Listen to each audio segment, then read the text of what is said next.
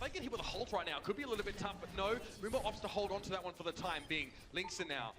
In the background, looking for Jayhong. Oh, Linksa with the Dinxes. Okay, second one comes through. Now he's going to go for the recon visor. He knows the Widowmaker is afoot. There's no chance Flutter was going to peek. He was still advancing as Linksa gets himself back on that one, but a self-destruct coming from nowhere in particular. Oh, they forget two. That's a huge oversight from the Outlaws. They had such a big player advantage, but they may have thrown it away. No, Flutter gets cut down. Linksa manages to connect with the Peacemaker and Zephyr's D-Suitor. Throw in the flash and also gets Zephyr as he is knocked out. Jake falls again to Wiki. The Trace is doing damage and now the Dragonblade. Houston must respect this, and you can see Lynx is giving a huge amount of distance between him and Flutter, who's carving a bloody swap through the Outlaws. Way. They're happy just to sit back. 1 minute and 5 seconds remaining. Get the massive pulse bomb. What key? Jake's just throwing grenades inside Soul's border now for a Riptide. Soul going to try and come out and defend, but they can't really get there. Oh, Flutter! The door doesn't protect you, my friend.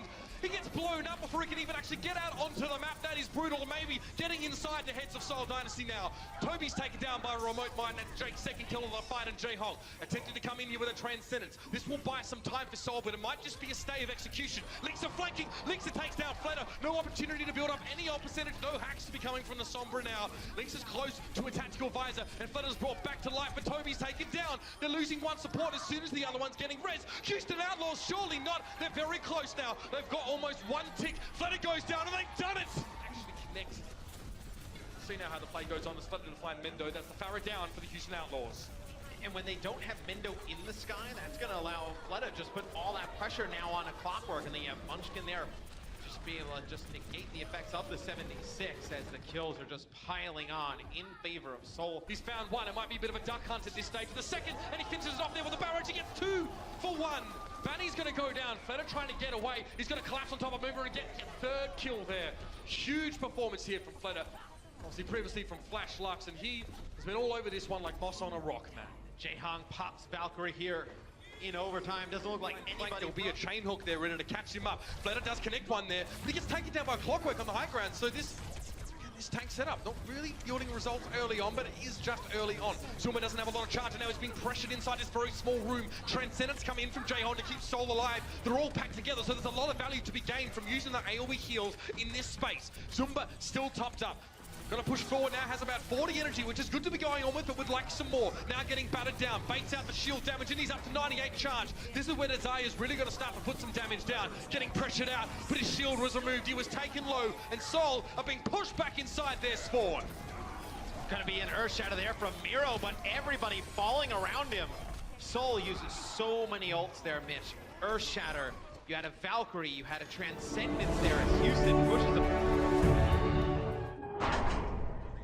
Trying to find a good angle to do a lot of damage. He's doing it. Dak could be in a little bit of trouble here. Gets down to about half health, separated from his team and taken down. Nice play by Rascal here, as it looks like they should be able to clean up a lot of members of Shock.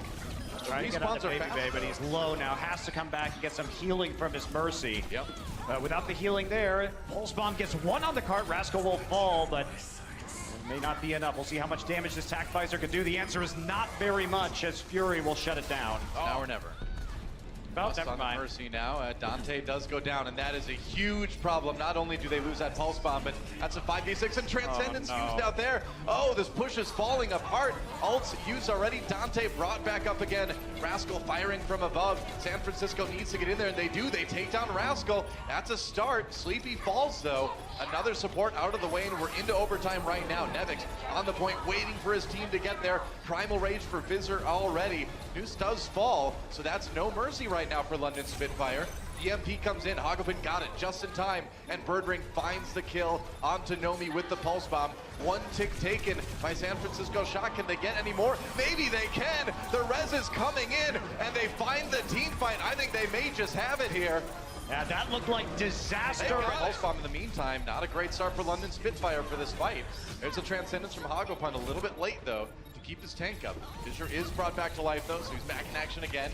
Dante zoned out from his team just a bit here. That Mercy is low. Yeah, Sleepy went down. 99 to 99, as we often see on this round here. Dante taken out in the end by Fissure on that Winston, and it looks like it's all London. On the and they're going to do that. If they don't check this corner, Fisher's going to shatter them. Oh, no! Oh, there it is 4 people taken down by that Earth Shatter, I believe. Charge comes in, he misses it, but the damage has been done already. You gotta check those corners. Fissure does drop though, brought up by Nuss, who pops that Valkyrie to keep his team alive. And Fury still has the Graviton Surge. That is big. Coming in, fires in the floor to make sure it doesn't get prevented. Oh, and Pulse Bomb after that. Transcendent. More sleepy at the end. He's like, bye. I must go. My people need me. The reses will be popped immediately on the side of Boston. Sure enough, Transcendence used by Free Feel. Zushu is getting a little bit low. They wanted to keep him healthy. Do that now. Here comes the Dragon Blade. Dreamcasper looking for kills. He gets Roshan, looking for a little bit more now. Both tanks down. Ooh, takes out Undead for good measure. And that is a pretty resoundingly one-sided defensive win for Boston Uprising. Giving him a haircut right at the end from above with that Dragon Blade. And Shanghai Dragons, well, they got the Valkyrie out. They'll have their own in the next fight. We'll take a look at Nako on a very odd Zenyatta flank right now, coming in from behind, but I suppose if you could just battle your way forward. All right, self-destruct on the other side. Striker's still just going wild, man. He is so good. Oh, and right as we cursed him, man. We cursed him. Couple kills coming in for the Deadeye, and then Undead finishing Striker. Boston trying to hold on, but this is the opportunity that Shanghai has been looking for. Yeah, Note actually got res though, which is huge. You trade your Mercy's life for the res onto d.va in the overtime scenario because it just gives you more time to actually solve the point. What can this Dragon Blade get done? Does get the Mercy. He's got a couple already. He killed Undead with the dash back as well. Striker taken down by the Pulse Bomb from Dia though, so it's still kills coming out on both sides. Neko trying to get out of position to stay a little bit safer on the Zen after the Transcendence. This should be a hold for Boston. They have the advantage now in terms of players that are coming out of this spawn. Zushu has been forced to use his self-destruct. There we go. Okay, OT ticking away. They get back onto the point with just a moment to spare. The respawns are streaming in. Shanghai getting the edge in this fight. Boston in a good spot right now. Dia taken out. Dreamcasper. Oh, there's an opportunity. Oh, he can't quite kill the Mercy. He has to reload. Coming onto the other pillar now, a little bit closer here. Has to watch out for that self-destruct. Can he get him before he gets back in the mech? Not quite, but it doesn't matter. MG has no health left. Should be able to get the D-mech. Oh, nice shot onto MG's Pilot D.va at the end. And there, yeah, that's right. Undead a little bit low. It's a duel of tracers. Undead. Wow, there we go. Nicely done by Striker. Boston Uprising looking okay so far. They've got Shanghai a little bit scattered. Shanghai trying to hold it down on the streets. Kind of like what we saw Boston One tick already for Boston, though. This is right. You have to get on this point if you want to defend it. They're trying to wait as long as they can. Well, there's the D-mech on MG, and that is huge to get the d.va out of the way. Boston Uprising just muscling their way here onto the point. It looks like that may be it. Dreamcasper pulls out the Dragon. Fires early again. Oh, nice stick. Takes down Altering. Striker making his presence felt in a big way here. Boston defending the point pretty well. They're up to 95% already. We could see it go 99-99, especially with Dreamcasper cutting down 3 with the Dragon Blade. OT ticking away. Striker flashing onto the McCree as well shows that he's more than just a tracer player, and I just thought he played phenomenally throughout the entire set. One of my favorite parts of the Overwatch League preseason so far has been seeing this